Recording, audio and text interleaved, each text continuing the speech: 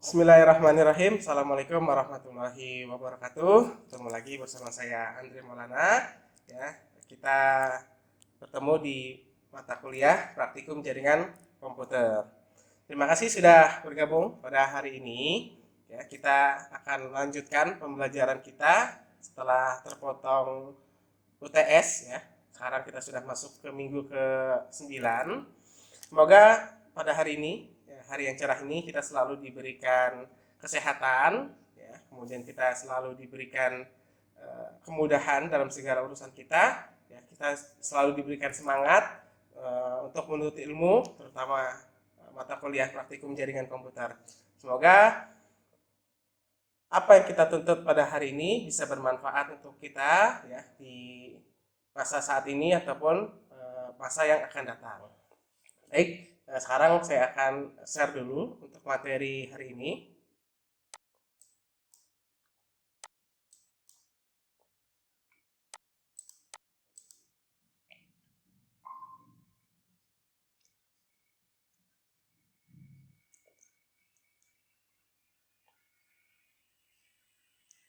Saya akan share dulu untuk materinya. Oke ya, sudah terlihat semua? Kita jalankan presentasinya. Baik, di pertemuan 9 ini ya, kita sudah bahas ya sebelumnya. Itu ada materi pengenalan jaringan komputer, kemudian juga IP address dan lain sebagainya. Semoga masih ingat ya. Nah, di pertemuan 9 ini kita akan membahas tentang routing status ya. Apa sih routing status itu? Kita jelaskan bersama-sama. Ini profil dosen saya tidak akan bacakan lagi karena kita sering bertemu ya. Kemudian untuk tata tertib perkuliahan seperti biasa tolong aktifkan kameranya selama perkuliahan online. Kemudian untuk absensinya saya akan buka 30 menit setelah perkuliahan. Kemudian tolong matikan mikrofonnya selama saya menyampaikan materi. Dan silakan kalau ada pertanyaan nanti bisa Anda sampaikan dengan izin terlebih dahulu untuk mengaktifkan mikrofonnya. Kemudian ini adalah deskripsi mata kuliah. Saya jelaskan lagi. Dulu pertama kita belajar di pertemuan 1, saya sudah jelaskan RPS, kemudian deskripsi mata kuliah. Di pertemuan ini setelah UTS saya akan jelaskan sedikit lagi. Mungkin ada yang lupa bahwa mata kuliah praktikum jaringan komputer ini, ya, mata kuliah praktek ya, berisi tentang konfigurasi perangkat jaringan yang namanya router. Nanti kalau Anda sudah bisa mengkonfigurasinya, nanti Anda tinggal bisa mengolah data, baik data itu lokal maupun dari sisi jaringan yang luas seperti MAN atau WAN ya. Nah, seperti itu. Kemudian untuk capaian pembelajaran di pertemuan 9 ini, ya, CPMK-nya Anda diharapkan mampu merancang topologi dan IP address serta mendemokan hasil konfigurasi perangkat jaringan ya, itu router sehingga mendapatkan hasil kinerja jaringan komputer dalam bentuk laporan. Tolong nanti Anda buatkan laporan setelah pembelajaran ini ya, apa saja yang sudah saya sampaikan. Kemudian untuk sub CPNK-nya, Anda sebagai mahasiswa diharapkan mampu melakukan konfigurasi dasar routing statis. Nanti ada dua, ada routing statis, ada routing dinamis. Insya Allah routing dinamis akan saya bahas di pertemuan 10. Nah, kemampuan yang diharapkan pada pertemuan 9 ini adalah Anda sebagai mahasiswa harus atau dapat memahami dan menerapkan konsep routing dengan metode statik. Nanti penerapannya Anda bisa gunakan di perusahaan atau di pribadi gitu, atau di misalnya di PT-PT Anda gitu ya, atau di usaha Anda, silakan nanti bisa diterapkan untuk routingnya. Nah, pokok bahasan pada pagi ini adalah pertama kita akan bahas pengertian routing, kemudian jenis routing, kemudian cara konfigurasi routingnya seperti apa, dan terakhir adalah tes routingnya. Sekarang kita bahas tentang apa sih routing ya. Mungkin ada yang tahu dari materi slide ini apa sih routing sebenarnya. Sebelum saya jelaskan lebih jauh, bisa dijelaskan ke saya. Oke, baik. Untuk routing, pertama saya akan jelaskan adalah IP address dulu. Dulu di pertemuan sebelumnya kita sudah review tuh, kita sudah jelaskan tentang IP address. Sekarang kita akan review dulu untuk materinya IP address. Nah, IP address ini adalah sebuah nama ya atau identitas, sama seperti kita juga punya nama dan identitas supaya apa? Supaya dapat dikenali. Nah, komputer, router atau switch atau perangkat jaringan yang terhubung dalam suatu jaringan, dia harus memiliki identitas. Nah, identitasnya itu adalah IP address. Nah, contoh IP address adalah seperti 192.168.0.50.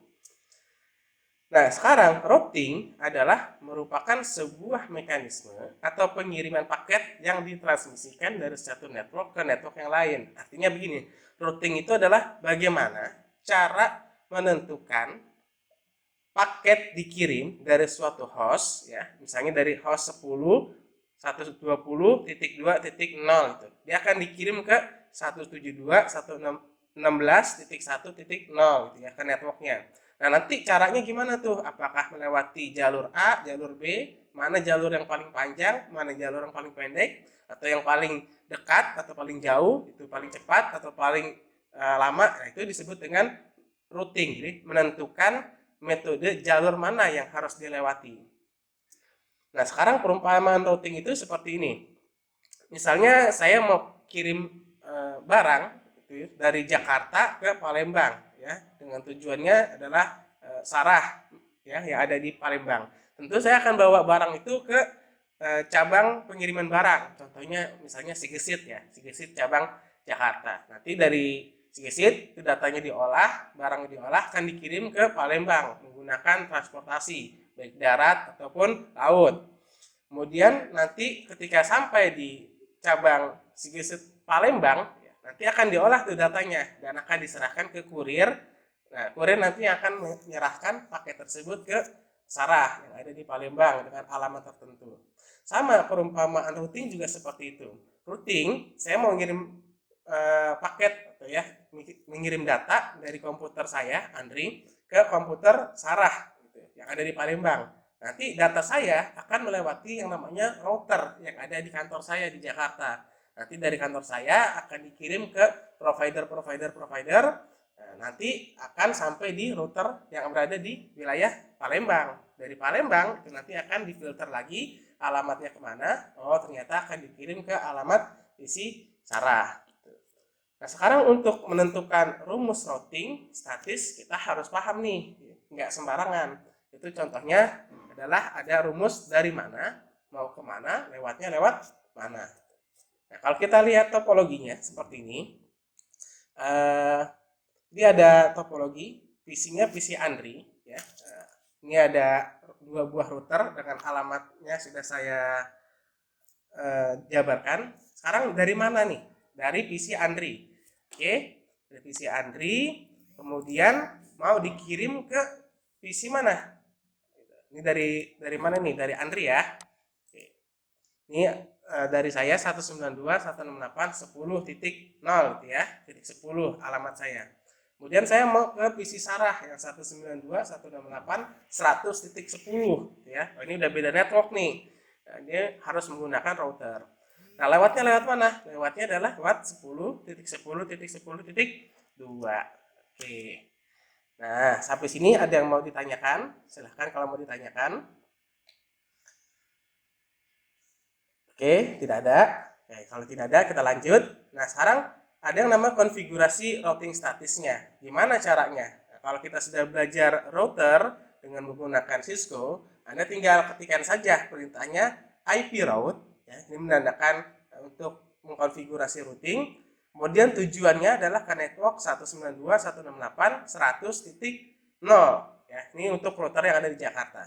Kemudian subnet masknya 255.255.255.0. Jangan lupa lewatnya mana? Lewat 10.10.10.10.2 sesuai dengan topologi yang kita sudah buat.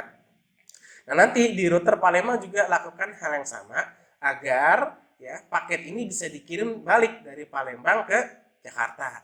Ya, kalau hanya satu sisi saja dari Jakarta, maka nanti untuk paketnya tidak bisa dikirim balik lagi ya, dari Palembang nggak bisa ngirim data lagi ke Jakarta karena tidak dikenali routernya.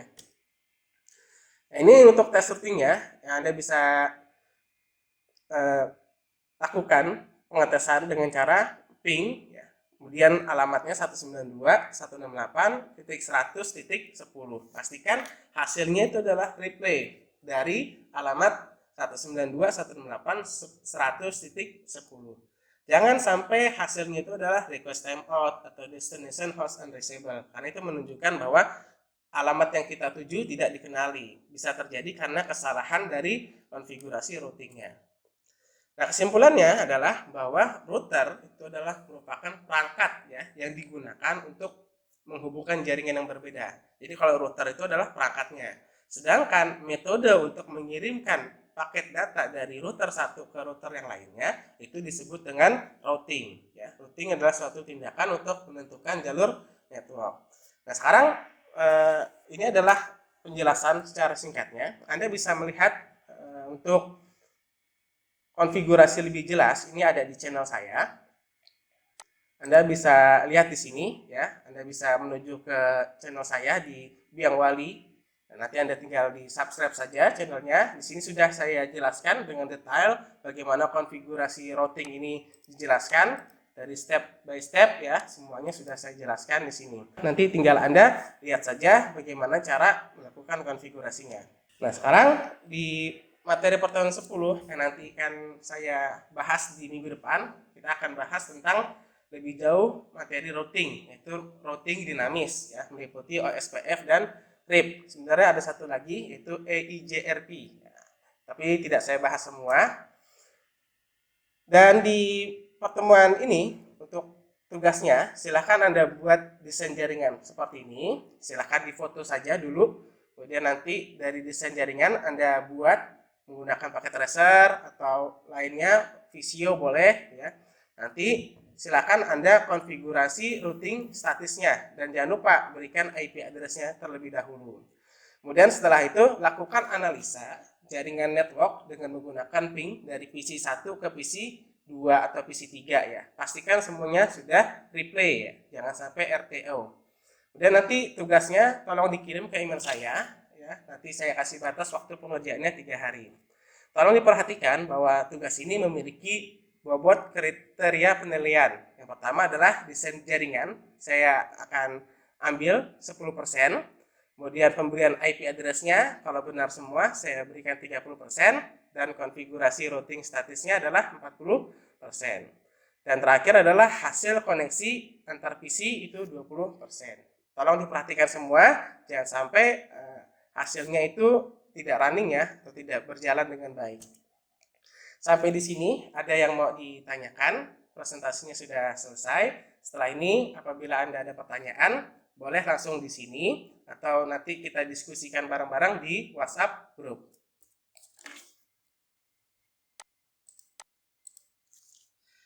Oke, mungkin ada pertanyaan dari teman-teman, mungkin dari Mas Agus ya, atau dari Lin, atau dari Mas Rifki juga ada. Oke, baiklah, kalau memang tidak ada, kita lanjut saja diskusinya. Terima kasih atas kehadirannya pada pertemuan minggu ini. Semoga apa yang saya sampaikan bisa bermanfaat ya. Silahkan dicoba nanti, dan jangan lupa Anda kirimkan juga hasil tugasnya. Ini saja yang bisa saya sampaikan. Mohon maaf jika ada penyampaian yang salah. Mohon dimaafkan. Kita nanti ketemu lagi insya Allah di minggu depan. Saya tutup pertemuan hari ini. Assalamualaikum warahmatullahi wabarakatuh dan selamat pagi.